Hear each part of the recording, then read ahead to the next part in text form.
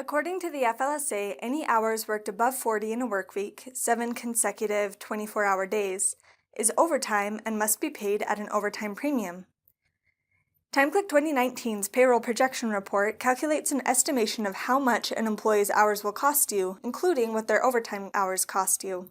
These calculations are based on the wage rate that admin enters for an employee and the number of hours an employee works. It is up to the payroll manager to ensure employees are correctly paid for any bonuses, commissions, or pay not related to hours, and to keep in mind that the projections in TimeClick are only estimation based on hours worked, not always the actual final pay for an employee. The overtime premium can be calculated in one of two ways and still be correct. The first way to calculate the premium is to take the normal rate times 1.5 times overtime hours worked, added to the regular rate times 40 hours.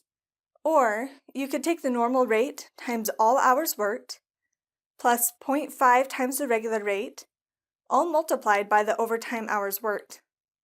Either way, you'll get the correct number, but TimeClick uses the second method on its payroll projection report.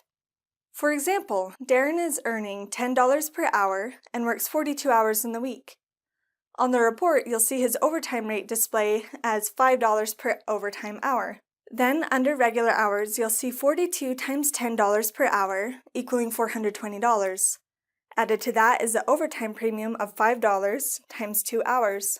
For employees with a single wage rate, TimeClick simply uses a calculation like the one above to calculate their overtime premium.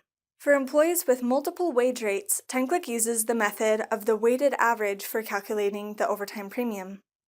In scenarios when an employee is clocked into both a job and department, the hours will default to the rate of the job, so the hours aren't double counted.